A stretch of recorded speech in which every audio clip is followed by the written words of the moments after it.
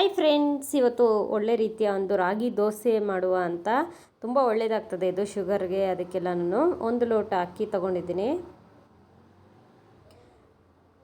2 ಲೋಟ ಅಷ್ಟು ರಾಗಿ ತಗೋತಾ ಇದ್ದೀನಿ ನಾನು.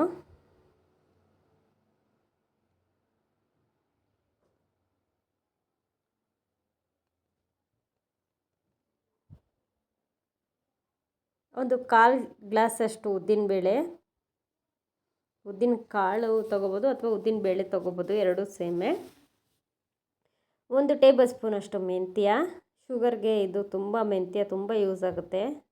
ನೀವು ಅಕ್ಕಿ ದೋಸೆ ಅಥವಾ ರಾಗಿ ದೋಸೆ ಯಾವ್ದು ಮಾಡಿದ್ರೂ ಮೆಂತ್ಯ ಆ್ಯಡ್ ಮಾಡ್ಕೊಳ್ಳಿ.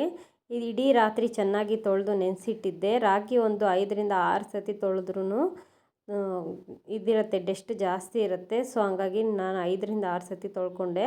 ಈಗ ಚೆನ್ನಾಗಿ ನೆಂದಿದೆ ರಾಗಿ. ಈಗ ಮಿಕ್ಸಿ ಮಾಡ್ಕೊಳ್ತಾ ಇದ್ದೀನಿ ನೋಡಿ. ಇನ್ನೊಂಚೂರು ರುಬ್ಕೊಳ್ಳೋಣ, ಸಾಫ್ಟಾಗಿ ಆಗಬೇಕು. ಈಗ ಎಲ್ಲ ಮಿಕ್ಸಿ ಮಾಡಿಕೊಂಡು ಒಂದು ಪಾತ್ರೆಗೆ ಹಾಕ್ಕೋತಾ ಇದ್ದೀನಿ. ನೋಡಿದ್ರಿ ಅಲ್ವಾ ಯಾವ ಥರ ನುಣ್ಣಗಾಗಿದೆ ನೋಡಿ, ಸಾಫ್ಟಾಗಿ ಚೆನ್ನಾಗಿ ಬಂದಿದೆ. ರಾಗಿ ಅಥವಾ ಅಕ್ಕಿ ಯಾವುದೇ ದೋಸೆ ಮಾಡಿದ್ರೂ ಚೆನ್ನಾಗಿ ನೆನೆಸ್ಕೊಂಡ್ರೆ ಅದು ಚೆನ್ನಾಗಾಗುತ್ತೆ. ನೀವು ಇದಕ್ಕೆ ಬೇಕಿದ್ದರೆ ಅವಲಕ್ಕಿ ಸಮೇತ ಆ್ಯಡ್ ಮಾಡ್ಕೋಬೋದು. ನಾನು ಅಕ್ಕಿ ಆ್ಯಡ್ ಮಾಡ್ಕೊಂಡಿರೋದ್ರಿಂದ ಅವಲಕ್ಕಿ ಏನೂ ಆ್ಯಡ್ ಮಾಡ್ಕೋತಾ ಇಲ್ಲ. ಒಂದು 4ರಿಂದ 5 ಅವರ್ ಬಿಟ್ಟರೆ ಇದು ಚೆನ್ನಾಗಿ ರೆಡಿ ಆಗುತ್ತೆ ದೋಸೆ ಹಿಟ್ಟು ದೋಸೆ ಮಾಡಲಿಕ್ಕೆ. ಇದಕ್ಕೆ ರುಚಿಗೆ ತಕ್ಕಷ್ಟು ಉಪ್ಪು ಹಾಕ್ಕೊಳ್ಳಿ. ನೀವು ನಾರ್ಮಲಾಗಿ ದೋಸೆಗಳಿಗೆಲ್ಲ ಉಪ್ಪು ಆ್ಯಡ್ ಮಾಡ್ಕೋತಿರಲ್ಲ, ಆ ಥರ ಇದಕ್ಕೂ ಆ್ಯಡ್ ಮಾಡಿಕೊಂಡು ಚೆನ್ನಾಗಿ ಮಿಕ್ಸ್ ಮಾಡ್ಕೊಳ್ಳೋಣ. ಯಾವಾಗಲೂ ರೈಸಿಂದ ಮಾಡ್ಕೊಡ್ತಿರಲ್ಲ, ಒಂದೊಂದು ಸತಿ ರಾಗಿಯಿಂದನೂ ಮಾಡ್ಕೊಳ್ಳಿ, ಒಳ್ಳೆಯದಾಗ್ತದೆ ಹೆಲ್ತ್ಗೆ.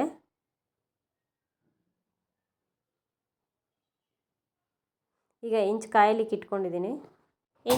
ಈಗ ಹೆಂಚು ಚೆನ್ನಾಗಿ ಕಾದಿದೆಯಲ್ಲ, ಅದಕ್ಕೆ ಆಯಿಲ್ನ ಚೆನ್ನಾಗಿ ಸ್ಪ್ರೆಡ್ ಮಾಡ್ಕೊಳ್ಳೋಣ.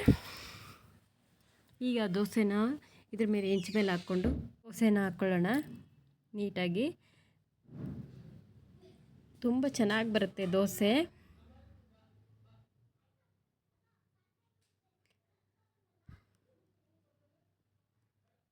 ನೋಡಿದ್ರಲ್ವ ಎಷ್ಟು ಚೆನ್ನಾಗಿ ಬಂದಿದೆ ದೋಸೆ ಅಂತ. ನೀವು ಯಾವಾಗಲಾದರೂ ದೋಸೆನ ಈ ಥರ ಟ್ರೈ ಮಾಡಿದ್ದೀರಾ? ರಾಗಿ ದೋಸೆ ನನಗೆ ಕಾಮೆಂಟ್ ಮಾಡಿ ತಿಳಿಸಿ. ಮಾಡಿಲ್ಲ ಅಂದರೆ ಒಂದು ಸತಿ ಟ್ರೈ ಮಾಡಿ ನೋಡಿ, ತುಂಬ ಚೆನ್ನಾಗಿ ಬರುತ್ತೆ, ಗರಿಗರಿಯಾಗಿ ಬರುತ್ತೆ.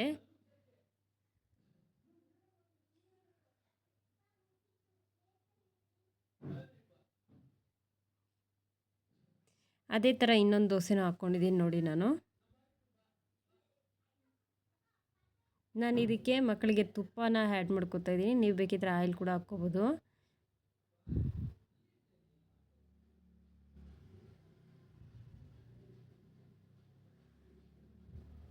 ಅದೇ ಥರ ಇನ್ನು ಮಿಕ್ಕಿರೋ ದೋಸೆನೂ ಹಾಕ್ಕೊಂಡಿದ್ದೀನಿ ನಾನು. ಮಕ್ಕಳಿಗೆ ಈಗ ಕೊಡ್ತಾಯಿದ್ದೀನಿ ತಿನ್ನಲಿಕ್ಕೆ. ಟೇಸ್ಟ್ ಮಾಡಿ ಹೇಳ್ತಾರೆ ನೋಡಿ, ತುಂಬ ಚೆನ್ನಾಗಿದೆ ಅಂತೆ. ತುಂಬ ಚೆನ್ನಾಗಿ ಬಂದಿದೆ ಆ್ಯಕ್ಚುಲಿ ದೋಸೆ. ಈಗ ನಾನು ತಗೋತಾ ಇದ್ದೀನಿ, ನೋಡ್ಬೋದು ನೀವು.